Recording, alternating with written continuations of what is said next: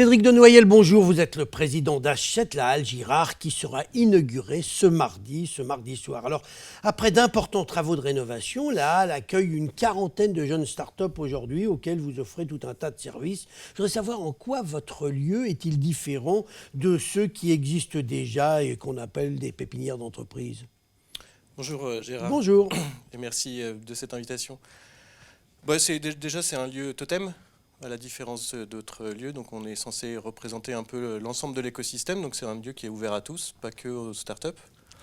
Et surtout, je dirais la plus grosse différence, parce qu'on fait souvent un parallèle le plus souvent avec Station F à Paris, c'est qu'en fait, on a un système de proximité avec nos entreprises et nos entrepreneurs beaucoup plus importante. C'est-à-dire qu'on les rencontre systématiquement.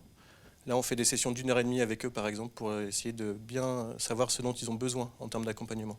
Alors, la moitié pour l'instant seulement des postes de travail a trouvé preneur. Oui, tout à fait. Vous manquez de candidats. Vous nous aviez expliqué il y a quelques mois que vous aviez 400 candidats, que vous étiez obligé de faire un tri. Et aujourd'hui, on découvre que seule la moitié sont pris. Alors, vous aviez joué un peu les matamors Non, parce qu'en fait, nous n'avons eu que 200 candidatures sur les 400 dont vous me parlez. Donc, c'est 2 fois moins. Oui. Et en fait, c'est tout simple. On est en train d'ouvrir un lieu et on pense que c'est important de faire les choses correctement. Et le problème, c'est que nous aussi, on essuie un peu les plâtres, puisqu'on venait d'avoir les clés. Donc on préférait avoir moins d'entreprises au départ si jamais, par exemple, les toilettes étaient bouchées, ou si jamais les imprimantes ne marchaient pas, ou Internet ne marchait pas. Et donc on a préféré avoir moins de monde. Ça aurait été embêtant quand même qu'Internet ne marche pas dans un lieu totem de la nouvelle économie. Tout à fait, mais souvent ce sont des infrastructures extrêmement lourdes. Et pas si simple que ça. Et chez moi, ça marche, hein, c'est pas très lourd. Oui, mais vous avez une free et ça vous coûte que 19,99 € par mois, ce qui n'est pas le même prix dans la halle, puisque aujourd'hui la capacité n'est pas la même. Puis surtout, ce qu'il faut savoir, c'est que nous avons eu les clés qu'un mois avant l'ouverture, et du coup, en termes d'essai, c'est un peu short. Donc on a préféré en fait faire peu de candidats. Sur les 200 candidatures, nous en avons retenu 85, et sur ces 85, nous en avons fait pitcher 85, nous en avons retenu 42. Et en fait, on peut monter sur une capacité à peu près de 70 entreprises. Alors, ils ne payent pas cher. 250 à 350 € le poste de travail, si j'ai bien compris. Oui, 250, c'est quand vous avez un bureau en open space. C'est-à-dire un bureau ouvert. Ouvert. Oui. Vous pouvez voir plein de monde, rencontrer plein de monde. Et puis sinon, on a des systèmes de bureaux fermés, où là, le poste de travail coûte 350 €, mais avec un certain nombre de prestations de services. Et quand est-ce que ça sera plein? Parce que j'imagine que pour équilibrer, c'est une société privée qui gère l'endroit, même si l'investissement a été réalisé par les collectivités, l'exploitation est privée. Quand est-ce que ça sera plein? Parce que vous en avez besoin pour, j'imagine, équilibrer vos comptes. Alors, juste une toute petite rectification. C'est vrai que l'investissement immobilier des travaux a été financé par la métropole et la région.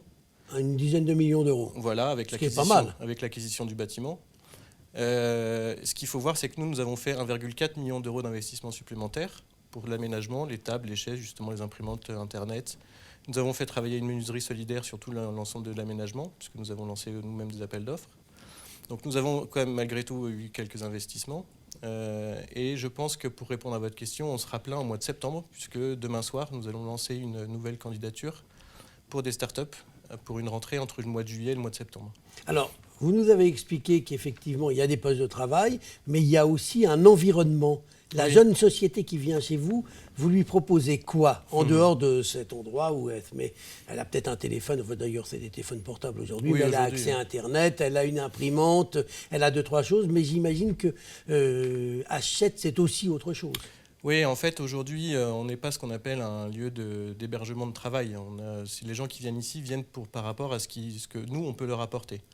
Donc, au-delà de l'aspect technique, je dirais, et agréable d'avoir un poste et un bureau et Internet, des imprimantes, on a déjà tout un parcours de vie, puisqu'on a fait en sorte que l'entrepreneur puisse prendre un café le matin, puisse rencontrer du monde, puisse le soir éventuellement prendre un apéritif avec quelqu'un. Donc, on a une zone et tout un parcours qui lui permet de manger, travailler, se reposer.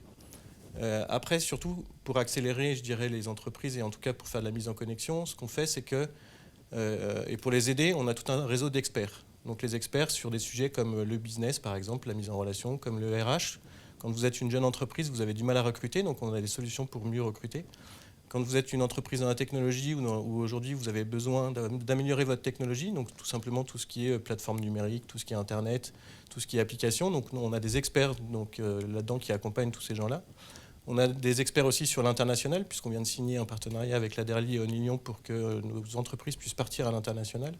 On a des experts aussi sur tout ce qui est financement, évidemment, puisque aujourd'hui, quand vous êtes en pleine croissance, vous avez besoin de financement pour accélérer. Et alors, tous ces experts qui sont là, c'est gratuitement pour les entreprises qui sont là, ou alors il faut qu'elles financent les conseils qu'on va leur donner? Non, en fait, quand ce sont des sessions de travail à plusieurs, les experts donnent de leur temps, je dirais, sur des sessions d'1 heure généralement, ou 1 heure et demie, pour acculturer ou en tout cas donner des conseils à ces entreprises. Et ça, ce sont des moments qui sont gratuits. Et en contrepartie, en fait, nous, ce qu'on fait, c'est qu'on offre à ces experts la possibilité de venir dans la halle et de venir travailler quand ils en ont besoin. Dites-moi, Cédric Denoyel, alors, il y a aussi dans la halle cette grande nef où vous voulez organiser des conventions d'entreprise, des grandes manifestations. Est-ce que ce n'est pas un peu de la concurrence déloyale vis-à-vis des entreprises privées qui font la même chose et qui, elles, ont supporté l'investissement total ? Oui, alors j'ai vu que dans vos 2 derniers articles, c'était à peu près les questions que vous aviez posées, donc je vais essayer de vous y répondre. On est d'abord un lieu totem, donc les événements qu'on est censé accueillir, en tout cas la priorité de ces événements sont pour l'écosystème. Donc par exemple, la Cuisine du Web va organiser son banquet très prochainement chez nous. On a organisé une session avec Startup Banlieue, donc sur tout ce qui est entrepreneuriat dans les banlieues il y a 15 jours. Et on a mis le site à disposition parce que mes statuts me le permettent. Et ensuite, effectivement, après, on a un système de locatif sur tout ce qui est, je dirais, de la privatisation traditionnelle. Mais on est à des tarifs, je dirais, totalement dans le marché, puisque aujourd'hui, vous avez un système où vous avez la location de la salle qui va être entre 6 et 7 000 euros, et pas 5 000 comme vous avez marqué dans l'article. Et ensuite, vous avez tout ce qui est prestation de services, donc tout ce qui est agent de sécurité, tout ce qui est table, chaise, tout ce qui est son, lumière.